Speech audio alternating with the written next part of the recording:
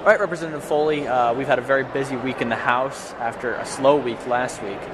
Tell me about some of the action that's been taken on the House floor so far.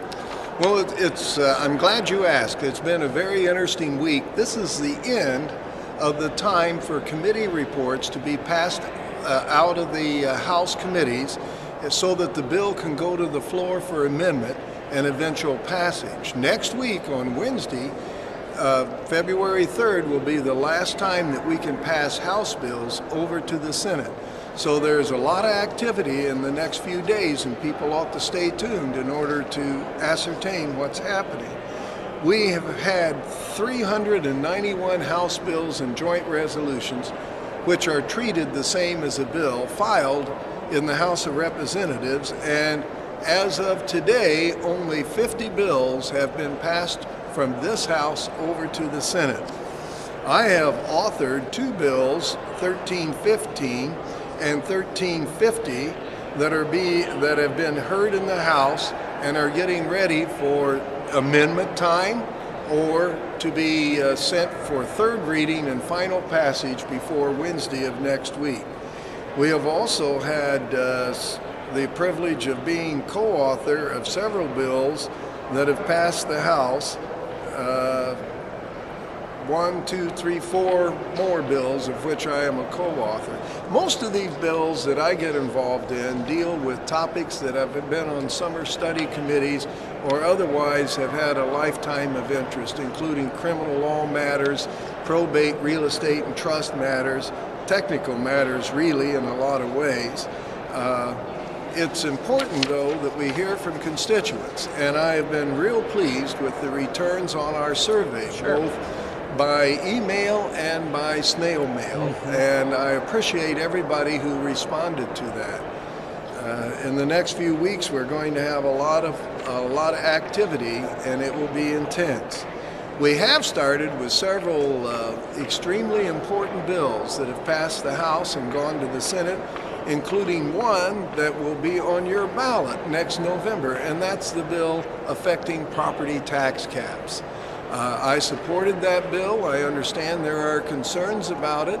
People will have a chance to go to the polls and make their opinions and their feelings heard in that regard. It will be a citizen vote, and we will find out whether we can amend the Constitution in order to protect not only property tax owners in their homes, but also farmers and business in their enterprises so that their property tax rates will never exceed 1%, 2%, or 3%.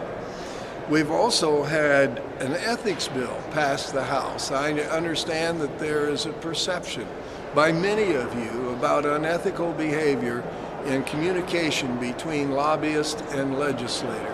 I believe in transparency, full disclosure, and all of those things. I also believe that it is more perception than reality. I know that different people disagree on that issue, but I am willing to support, and I did support this bill, in order to further transparency and disclosure so that the people can decide whether or not that's a corrupting influence. Everyone is entitled to representation, and many of us, by virtue of our occupation, our religion, our interest in life, are represented by someone we call a lobbyist. So don't think they're all people in slicked up suits coming down here from Chicago or someplace. Lobbyists can be your neighbor, can be your farm, can be your business, can be your school, can be your teachers. So we got to keep that in perspective. Nevertheless, I think it's important that we support that. Other things that have happened, particularly in the last week, included a measure to open up education so that we'll be able to freely transfer funds, or at least more freely transfer funds, in order to give support to education. The thing that we have to remember is public education is not only constitutionally mandated by our state constitution, it is extremely important to both sides of the aisle, Democrats and Republicans, House and Senate. It is very important to the administration and our governor. The way we can demonstrate that so that everybody understands more of our budget is spent on K-12 education than any other topic and most other things put together. 51%. 51%, exactly.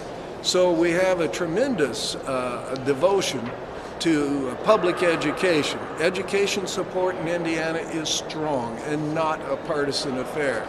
Now, what has happened is that we have been rocketed, absolutely shaken by this recession in Indiana because, among other things, we're an automotive-dependent state.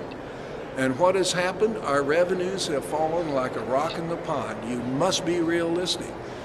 Even President Obama tried to be realistic in his State of the State address. Mm-hmm. Whether you agree or whether you disagree, you must recognize the fact that we don't have the money.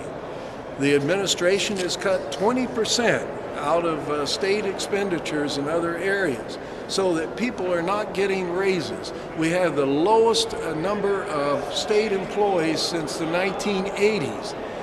There has been many sacrifices. There have been failure to make increases in pension contributions and other things that are painful to people. We have cut higher education at a big percentage. Now, the only thing that is left is K-12. And we have a rather modest cut when you consider the percentages of approximately 3%, or rather, it's stated as over 4%, but when you net it out, that is, you subtract money that wasn't paid to them in previous years, they were just scheduled to be paid more and won't be receiving it, it nets down to about 3%. As a percentage, it's quite small, but if it's your school district, you will want the cuts to fall someplace else. Well, my friends, we can't cut someplace else. We have to cut education.